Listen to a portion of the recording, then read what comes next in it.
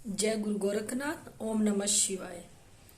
आज मैं आपको सेवा भाव और कर्मों को बढ़ोतरी देने के बारे में बताती हूँ, क्योंकि ये कलयुग है। कलयुग में सिर्फ कर्म ही चलते हैं और इसके सिवा कुछ नहीं है।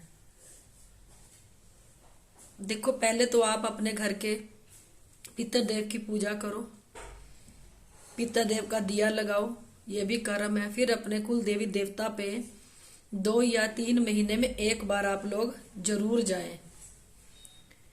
फिर उसके बाद आप एक अच्छा गुरु बनाए, एक अच्छी गद्दी से जुड़े, क्योंकि भोलेनाथ ने कल युग में गद्दी का प्रारंभ कर रखा है कि अगर किसी मनुष्य को कोई ज्ञान नहीं होता या ज्ञान नहीं आता, किसी गद्दी से जुड़ने पे उसको ज्ञान समझ आ जाता है।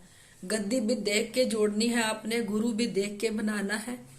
परमात्मा ने आंखें दी है, बुद्धि दी है, कान दिए हैं।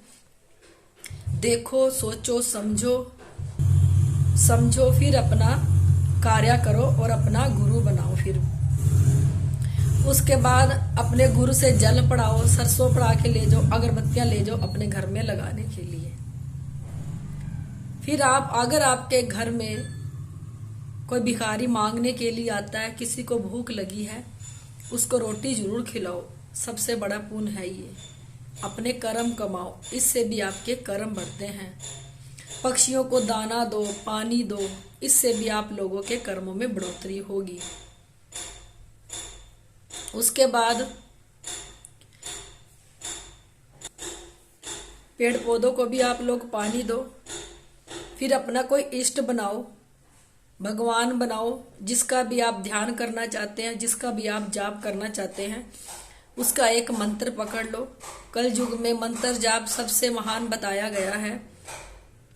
अगर आप किसी भी तीर्थ स्थान पे जाते हो, जैसे हरिद्वार हो गया, बाला सुंदरी माता होगी, वैष्णो माता होगी, किसी भी दरबार में आप जाते हो, किसी गुरुद्वारे में जाते हो या किसी पीर फकीर की दरगाह पे जाते हो, तो आपने वहां जाके अपना ही मंत्र जाप करना है। माथा हर जगह नवाओ, पर उस दरबार में बैठ के आप लोगों ने जो आपका मंत्र है, कम से कम 11 माला बैठ के वहीं पे जाप करो, क्योंकि वहां से उनकी भी कृपा आपके ऊपर प्रारंभ हो जाएगी, आनी शुरू हो जाएगी। किसी भी दरबार में जाओ, मंत्र आपने जब सिर नवाना है वही जाप करना है, इसके सिवा कोई जाप नहीं करना। जैसे मैं भी किसी भी दरगाह पे जाऊं, मंदिर में जाऊं, तो मेरे मुख से ओम नमः शिवाय ही निकलता है, इसके सिवा कुछ नहीं निकलता। और उसके बाद आपको कृपा आनी शुरू हो जाएगी, क्योंकि कलयुग कर्मों का युग बनाया है भोलेनाथ ने।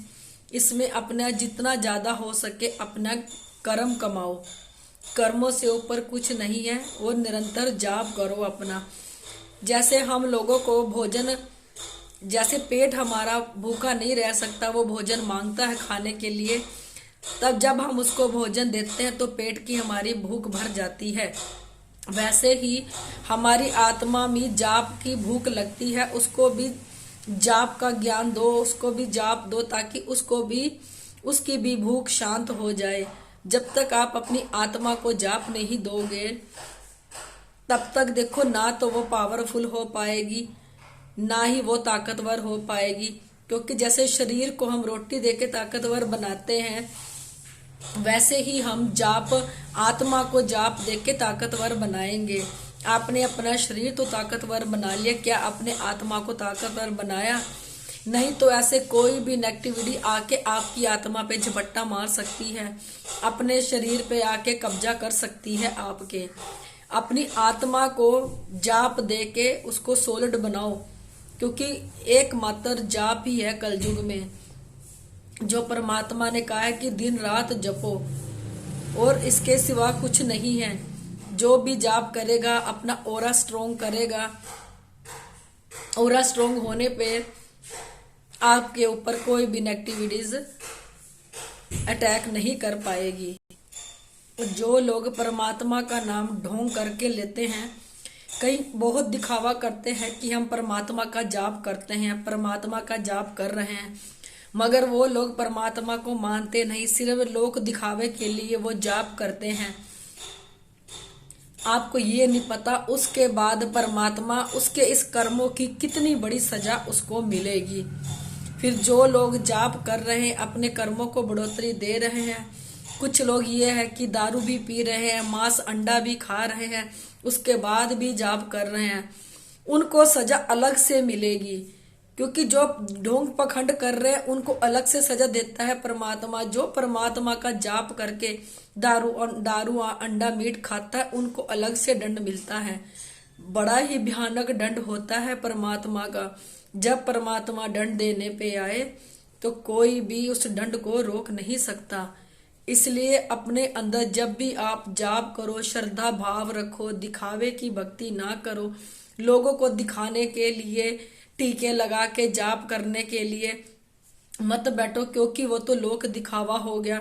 उसके अंदर जब परमात्मा के प्रति कोई श्रद्धा भक्ति भाव कुछ नहीं है तो परमात्मा भी इस चीज को देखता है और उसका बहुत भयानक रिजल्ट निकलता है। फिर वो सोच भी नहीं पाता कि परमात्मा उसके साथ क्या करेगा। और ऐसे ही दूसरे हैं जो जाप तो कर रहे हैं निरंतर और श्रद्धा भाव से कर रहे हैं, वो साथ में दारू अंडा मीट भी खा रहे हैं, उनका परिणाम तो और भी ज्यादा भयंकर होगा। क्योंकि कर्मों की सजा मिलती है परमात्मा, क्योंकि ये कर्म यहाँ पे देना ही पड़ेगा, चाहे अच्छा कर्म है चाहे बुरा कर्म है। जब तक हम यहाँ पे कर्म का निपटारा नहीं करेंगे तब तक परमात्मा हमें छोड़ेगा नहीं, क्योंकि यहाँ अच्छे बुरे दोनों कर्म चलते हैं। आप सोचते हो कि जीते जी हमारे कर्मों का भुगतान हो गया, नहीं। जीते जी तो जो आपका ये शरीर है माटी का यही नश्वर होगा। उसके बाद आपकी आत्मा को भी दंड मिलता है और आत्मा को इतना भयानक दंड मिलता है कि पूछो ना। क्योंकि जब तक हमारे शरीर में आत्मा है तो हमें दुख होता है, तो दंड किसको मिलता है? आत्मा को मिलता है। जब हमारे शरीर से आत्मा ही निकल जाएगी तो शरीर ऐसे नश्वर पड़ा, उस पर चाहे लाठियां मारो चाहे जो मर्जी करो तो उसको कुछ भी नहीं होगा। भुगतान यहाँ नहीं है, भुगतान आगे जाके देना पड़ता है। यहाँ तो कुछ भी नहीं होगा, जो तुम लोगों की आत्मा को और देना पड़ेगा भुगतान।